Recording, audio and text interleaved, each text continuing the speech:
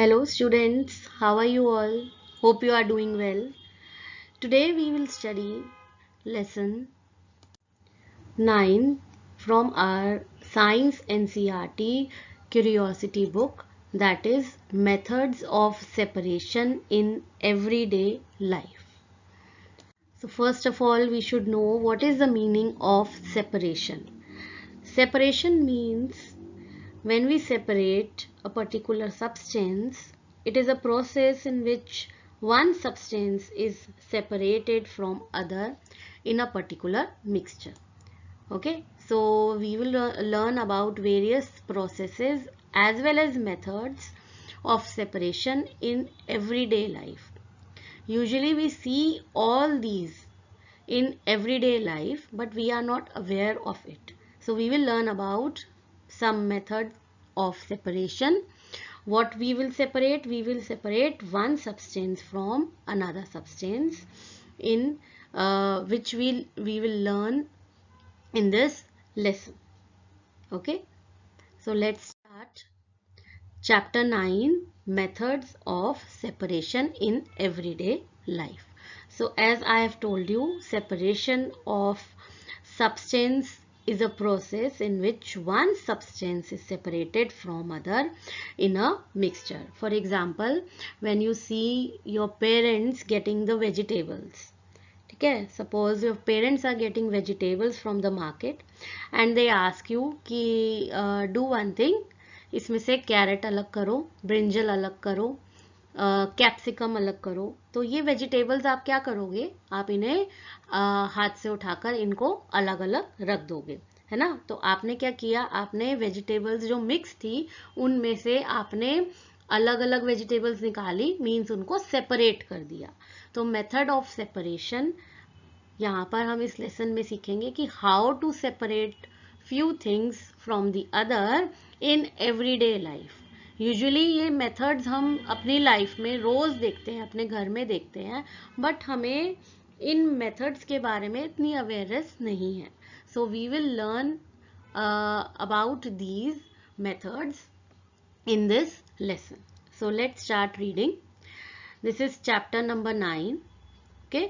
साधु ऐसा चाहिए जैसा सूप सुभाए, सार सार को गही रहे, थोथा दही उड़ाए. कवि. तो ये जो लाइन यहाँ पर दी है इसका मीनिंग भी दिया हुआ है. Just like winnowing makes the husk blow away while retaining the grains, similarly sages let the virtues stay while discarding the vices. कभी.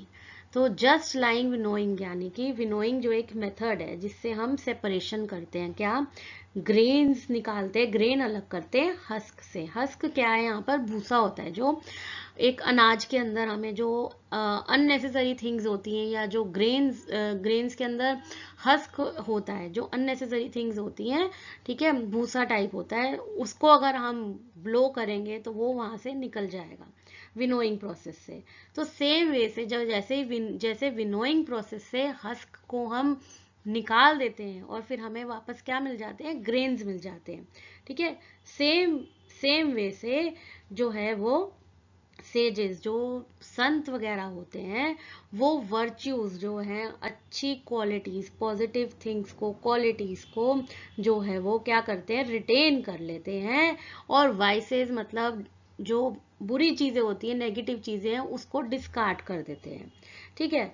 So this process reflects wisdom and clarity, and it is also emphasizing on the importance of cultivating positive traits while letting go of the negative influences.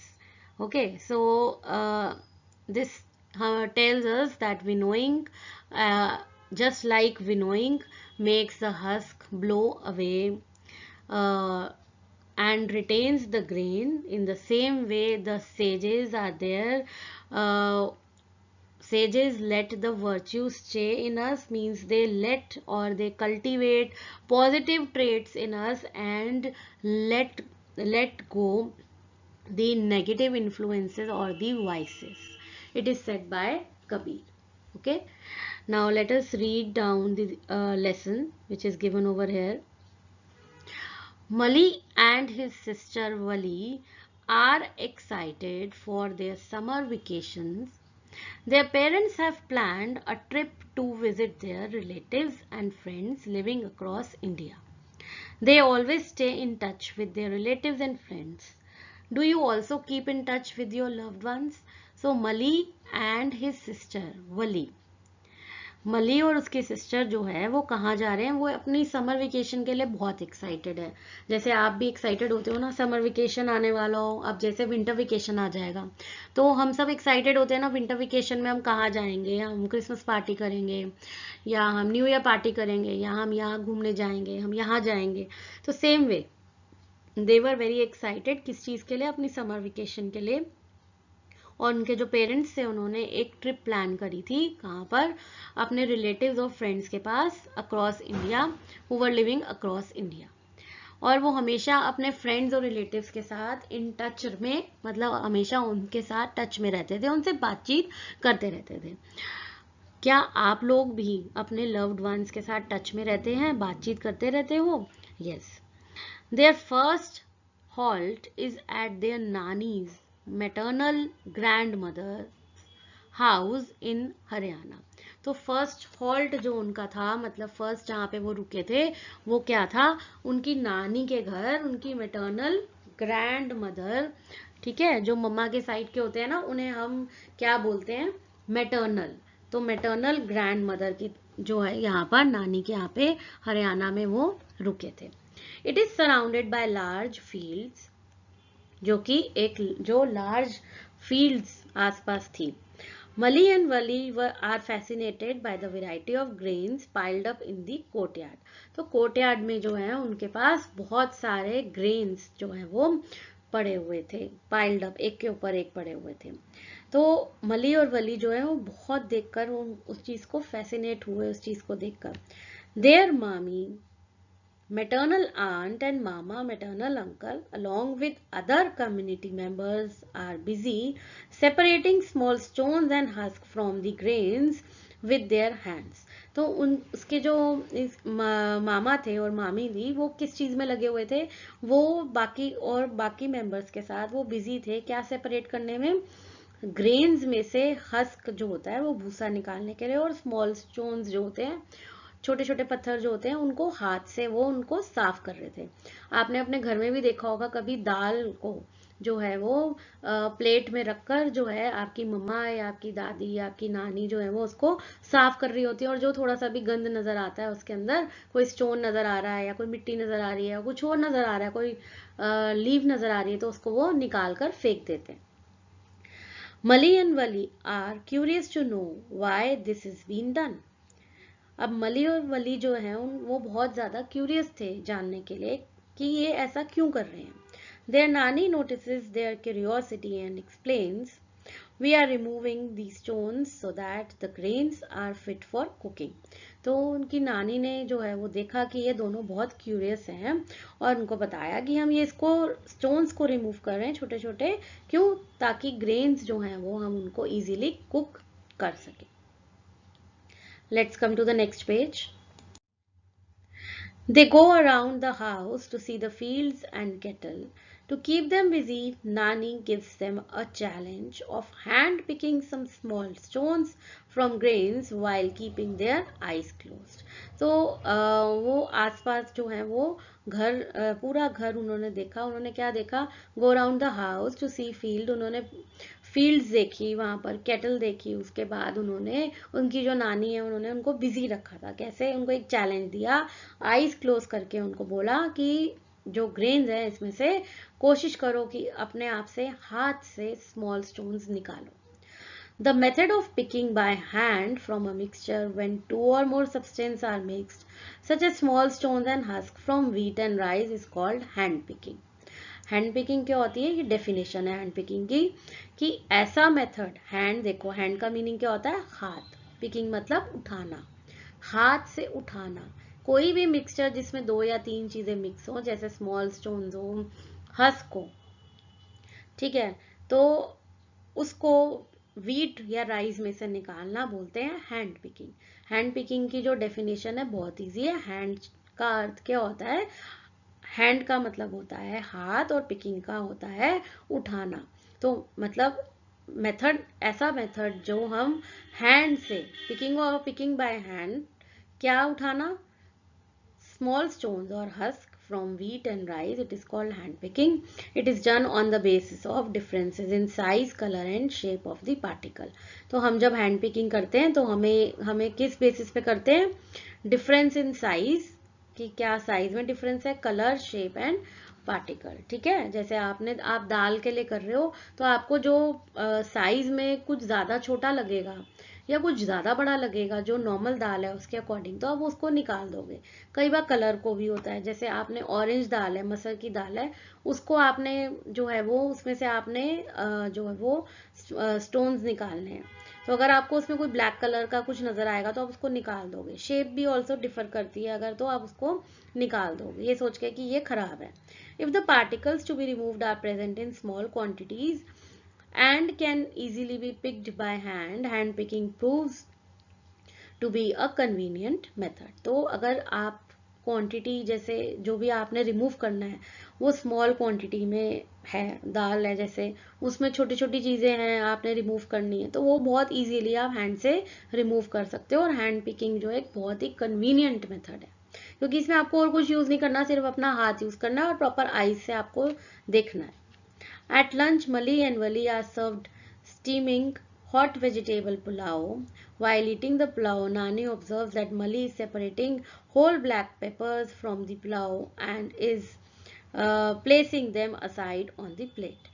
तो lunch में मली और वली को क्या मिला, hot vegetable pulao मिला।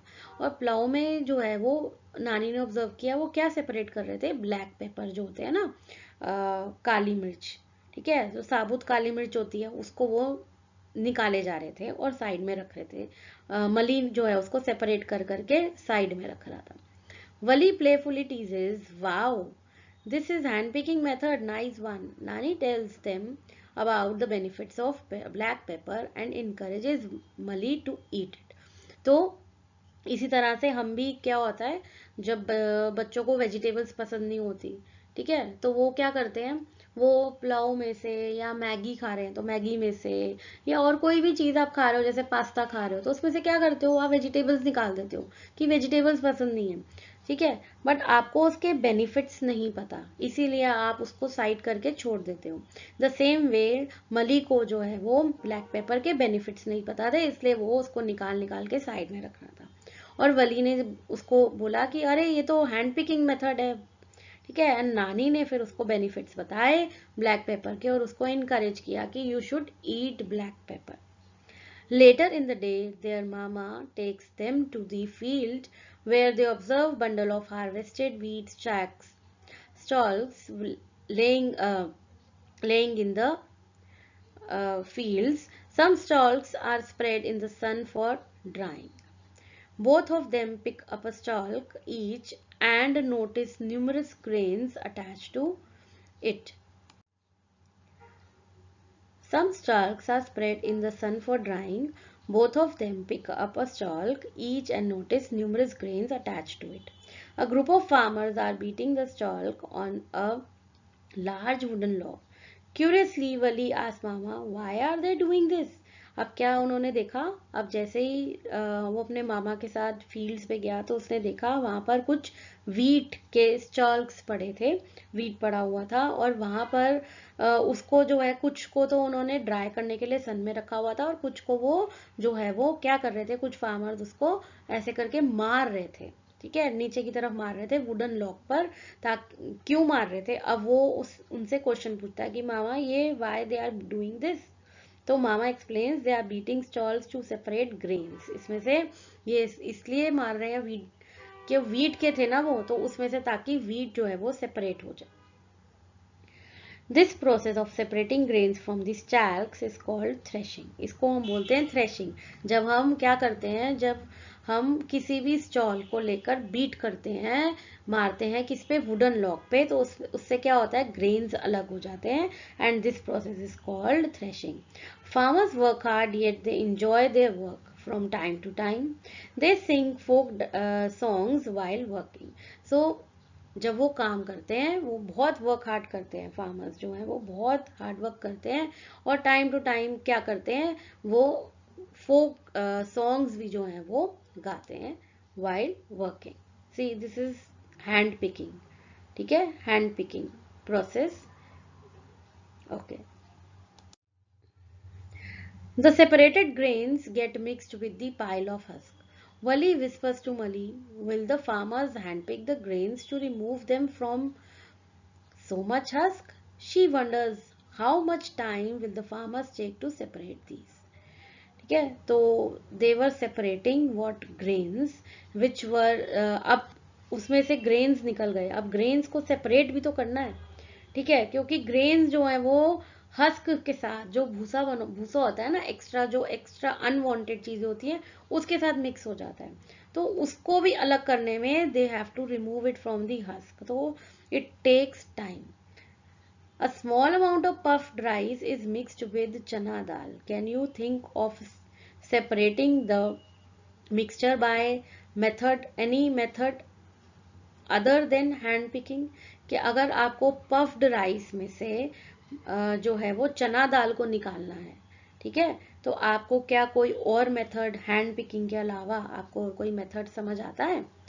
ठीक है, और कोई मेथड आपको समझ आता है कि ऐसे निकालोगे आप हैंड पिकिंग के अलावा? Let us perform an activity to find out the answer to the questions raised by Wali. Activity 9.1. Let us explore. Take a handful of roasted peanuts and rub them between your palms. What happens? Is it possible to separate the removed skin and peanuts? Now try blowing it. What do you observe?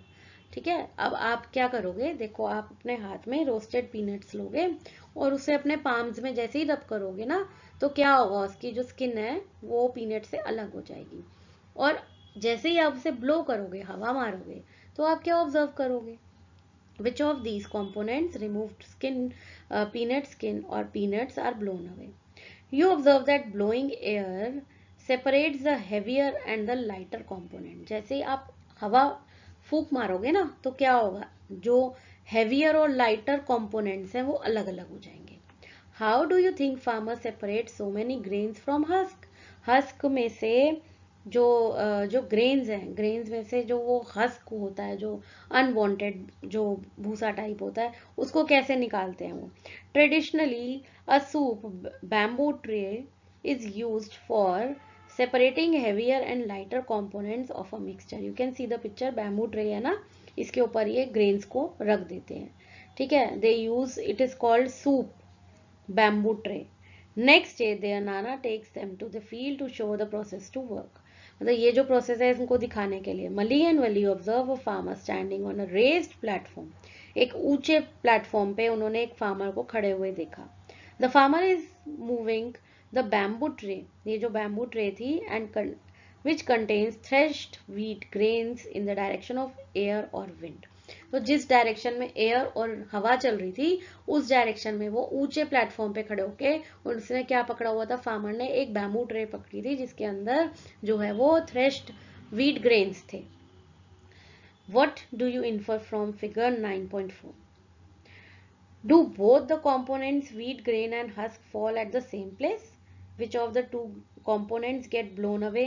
Can the wind separate the two components? अब वो इसमें questions क्या है, क्या ये जो wheat grain और husk है, क्या वो दोनों ही गिरेंगे, या फिर वो दोनों कंपोनेंट ब्लो अवे हो जाएंगे, उड़ जाएंगे, या फिर दोनों कंपोनेंट्स जो है वो विंड सेपरेट कर देगी? See direction of air wind, direction of air और विंड कहाँ है, और हाथ में क्या पकड़ा हुआ है, एक रेस्ड प्लेटफॉर्म है, फार्मर यहाँ खड़ा हुआ है, हाथ में सूप पकड़ा हुआ है बैम्बू ट्रे, और देखो हस्क अलग हो रही है, ग्रेन्स अलग हो रहे हैं. वली is unable to separate husk from rice in a closed room. How can you help her? के वली जो है वो कोशिश करी, वली ने एक क्या करने की, कि हस्क जो है वो राइस से रिमूव कर दे, बट एक क्लोज्ड रूम में. तो क्लोज्ड रूम में इट इज नॉट पॉसिबल. ये वहीं पॉसिबल है जहां पर एयर हो, प्रॉपर हवा हो, स्पेस हो, रेस्ड प्लेटफॉर्म पे खड़ा होना है, ठीक है, तभी होगा ये काम. This method of separating heavier and lighter components of a mixture by wind or by blowing air is called winnowing. तो winnowing की definition क्या है? Winnowing की डेफिनेशन है जब हम हैवियर और लाइटर कंपोनेंट को एक मिक्सचर से अलग करते हैं, किससे, विंड या फिर ब्लोइंग एयर से, उसे हम बोलते हैं विनोइंग। ठीक है, इसमें हमने हैंड पिकिंग किया, सबसे पहले किया था। ठीक है, अब यहाँ पे हमने एक डेफिनेशन और क्या करी है, विनोइंग की, कि जिसमें लाइटर और हैवियर पार्टिकल अलग हो जाते हैं। Have you seen any similar kind of activity being done at your home? Technological developments have resulted in developing of threshing machines called thresher. तो एक मशीन्स आती हैं जिसे हम थ्रेशर्स बोलते हैं, जिससे थ्रेशिंग होती है. These machines are used for separating grains from stacks and husks. They perform both the task of threshing and winnowing simultaneously. तो जो ये मशीन्स आती हैं ये थ्रेशिंग भी करती हैं और विनोइंग भी करती हैं. थ्रेशिंग में क्या होता था, थ्रेशिंग में हमने क्या सीखा कि वो जो है वो जो भी स्टैक्स होते हैं ग्रेन के, उसको वो एक वुडन लॉक पे मारते हैं. ठीक है, वो थ्रेशिंग होती है. ठीक है, और हमने विनोइंग में क्या सीखा, विनोइंग में हमने सीखा कि जो हम हैवियर और लाइटर पार्टिकल्स हैं उनको एक मिक्सचर से उनको हमें अलग करना है बाय विंड या फिर blowing air. Next day, Mali and Wali board a train to Ahmedabad to visit their father's friend Ghanshyam Bhai. Before leaving, Wali requests her mami to prepare methi puri, sweet Indian bread made from wheat flour, for their journey. तो next day मली और वली जो है वो actual में उन्हें कहाँ जाना था, अपने फादर के फ्रेंड के घर. तो वो घनश्याम भाई के यहाँ जो है वो किस में जाते हैं, ट्रेन में जाते हैं टू अहमदाबाद. तो जाने से पहले वली ने रिक्वेस्ट किया था अपनी मामी को क्या बनाने के लिए, मीठी पूरी which is sweet Indian bread. ठीक है, मीठी होती है जो व्हीट फ्लावर से बनती है. वली, shall I help you knit the wheat flour, mommy? To prepare a dish with flour, first we need to remove bran that may be present in the flour. सो वली ने क्या बोला कि क्या मैं आपकी हेल्प करूं आटा गूंदने में. तो मामी ने बोला कि अगर हमें ये डिश प्रिपेयर करनी है तो हमें आटे में से पहले कुछ जो अनवांटेड चीजें होती है ना, ब्रेन, उसको निकालना पड़ेगा. ब्रेन यहाँ पे बोला है. वली, how do we do it? तो वो कैसे करेंगे? See here I have put the picture of winnowing standing at a raised platform using soup or a bamboo tray to separate husk from the grains using wind or blowing air. Mami, we use a sieve for this purpose. इसके लिए हम क्या use करते हैं, सीव क्या होती है, छन्नी. Sieving allows the fine flour particles to pass through the holes of the sieve as shown in figure 9.5. The bigger particles such as bran and small stones remain on the sieve. तो sieving होता क्या है, जो fine particles को इस whole में से, जो सीव के जो छन्नी होती है इसके होल में से जो है वो छानने में हेल्प करती है. बिगर पार्टिकल्स जो हैं, जो अनवांटेड थिंग्स हैं, और स्मॉल स्टोन्स वो सीव के ऊपर रह जाते हैं, और जो जो स्मॉल पार्टिकल्स, लाइटर पार्टिकल्स, वो नीचे आ जाते हैं. Carefully observe a sieve. Are all the holes of sieve same size? Will sieving work if the holes of the sieve are larger than the substance? No. अगर उसके whole बड़े हो गए और सब्सटेंस से बड़े हो जाते हैं तो क्या सीव वर्क करेगी, छन्नी?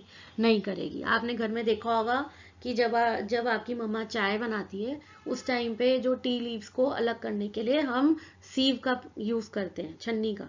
ठीक है, तो Will sieving work if the holes are larger than the substance? No, it will not work. Is there any difference in the size between the particles that pass through the sieve and the particles that remain on the sieve? क्या कोई difference है particles में जो सीव के ऊपर हैं और जो सीव के नीचे हैं? यस, बिल्कुल डिफरेंस है. ठीक है, डिफरेंस है, तभी तो सीव के ऊपर जो है वो बिगर पार्टिकल्स हैं और जो नीचे हैं वो जो है वो स्मॉल पार्टिकल्स हैं. Sieving is used when components of solid mixture have different sizes. Upon reaching Ahmedabad, they visit Sabarmati Ashram along the Ghanshyam Way where they learn about the Namak Satyagraha, Dandi March. तो जैसे ही वो अहमदाबाद पहुंचे वहां पर उन्होंने साबरमती आश्रम भी देखा, ठीक है, और वहां जाके उन्हें नमक सत्याग्रह यानी दांडी मार्च के बारे में पता लगा। साबरमती आश्रम आपको मालूम है ना, गांधी जी से रिलेटेड है, पता है ना, it is famous for Gandhi ji. Have you ever observed sieves being used at constructing site to separate pebbles and stones from the sand? Constructing site पे भी जो है ये sieve जो है वो यूज होती है, छन्नियाँ जो है वो बड़ी बड़ी यूज की जाती है, ठीक है। तो और क्यों यूज की जाती है? ताकि वो पेबल स्टोन्स को सैंड में से निकाला जाए। What is साबरमती आश्रम फेमस फॉर? ये आपको मालूम है ना, फॉर गांधी जी। मली आस्क वेयर इज नमक कॉमन सॉल्ट ऑब्टेन्ड फ्रॉम? तो मली ने क्या क्वेश्चन पूछा कि नमक और कॉमन सॉल्ट कैसे निकलता है? From sea water replies Ghanshyam bhai. तो घनश्याम भाई ने बताया कि ये तो सी वाटर से निकलता है। Sea water is a mixture of salts and some other substance dissolved in water. To obtain salt the sea water is kept in shallow pits and exposed to the sunlight and air. तो sea water में से कैसे निकलता है? Sea water जो है वो salt और बाकी सब्सटेंस का मिक्सचर है। जो हमें जब उससे सॉल्ट चाहिए होता है तो हम क्या करते हैं, उनको जो शैलो जो पिट्स होते हैं ना, गड्ढे होते हैं, उनमें डाल देते हैं, ठीक है। बहुत गहरे गहरे गड्ढे नहीं, छोटे छोटे गड्ढों में डालते हैं, सनलाइट से एक्सपोज करते हैं, जहाँ पे सनलाइट आती है, तेज सनलाइट और एयर होती है, और फ्यू डेज में ही क्या होता है, see the picture of sieve technique, ठीक है। The water evaporates completely, leaving behind the solid mixture. So water जो है वो shallow pit से evaporate हो जाता है और पीछे solid mixture रह जाता है, उसको हम बोलते हैं common salt. Common salt is then obtained from this mixture by further purification. Let us explore, let us observe and create. Take a bowl और any container and fill it half with water. कोई भी आपने बोल लेना है और उसमें पानी भरना है half. Add 2-3 teaspoon of salt in it and dissolve it to form a solution. उसके अंदर आपने सॉल्ट डाल के उसको मिक्स करके एक सोल्यूशन बनाना है। Take a small piece of black और dark colour thick paper and spread a few drops of salt solution on it. तो आपने एक उसके बाद क्या करना है, एक ब्लैक और डार्क कलर का पेपर लेना है और सॉल्ट के फ्यू ड्रॉप्स जो आपने सोल्यूशन बनाया उसके डालने हैं उसके ऊपर। You can also create any art of your choice with the salt solution. आप इससे कोई आर्ट भी बना सकते हो। Allow it to dry and observe it. जब ये ड्राई हो जाएगा तो आप इसे ऑब्जर्व करो। Do you observe some patches on the paper? Paper के ऊपर आपको पैचेज नजर आएंगे। What do you think is left on the paper? Paper पे क्या रह गया? सॉल्ट रह गया। You can feel the presence of salt by touching the paper. और पेपर को आप टच करोगे तो आपको थोड़ा सा खुरदरापन नजर आएगा, जिससे आपको पता चल जाएगा कि ये सॉल्ट है। Where has the water disappeared? Water disappear हो गया, है ना। जब आपने पेपर लिया, पेपर के ऊपर आपने ड्रॉप्स डाले थे ना उस सोल्यूशन के, तो वो वाटर डिसअपियर हो गया, बट उसके ऊपर क्या रह गया, जब वो ड्राई हो गया तो सॉल्ट रह गया, ठीक है। तो यही प्रोसेस से, इसी प्रोसेस से हम सी वाटर से सॉल्ट ऑब्टेन करते हैं। Recall the chapter on a journey through states of water. Let us probe further to get the answer. In the traditional Indian system of holistic health and medicine called Ayurveda, the herbs or parts of plants are prescribed as remedies. These ingredients like roots, leaves, flowers or seeds of various medicinal plants are often dried in the shade. This practice facilitates the evaporation of excess water, leaving behind the important part of medicine. So what is said in these lines? Do you know कि हमारे जो Indian traditional system में जो है आयुर्वेदा जो है, the herbs और parts of plant, जो पत्ते जो हैं और प्लांट्स के different different part, for example तुलसी हो गई, ठीक है, कड़ी पत्ता हो गया, तो ये जो हर्ब्स हैं और जो ये पार्ट हैं प्लांट के, इनको रेमेडीज बोला गया है। मतलब किसी बीमारी से लड़ने के लिए इनमें इतनी पत्तों में ताकत है, चाहे वो रूट हो, लीव हो, फ्लावर हो, सीड हो, ठीक है। इनको जब हम शेड में ड्राई करते हैं तो इससे क्या बनती है, मेडिसिन बनती है। These are medicinal plants which are dried in shade. This practice facilitate the evaporation of excess water. तो जैसे ही इनको हम शेड में जो है वो ड्राई करते हैं तो इनमें से जो एक्सेस वाटर है, एक्स्ट्रा पानी निकल जाता है, leaving behind important part of medicine. और मेडिसिन जो है वो इसमें जो है, इससे हमें मेडिसिन मिलती है। सो आज के लिए इतना ही। I hope you have understood. This is half part of the lesson, part 1. But in case you want to understand it further, because we are going to do part 2, further explanation of this chapter, you have to watch my next video. So please do watch my next video and do subscribe my channel Educational Corner. Thank you. Take care. See you. Goodbye.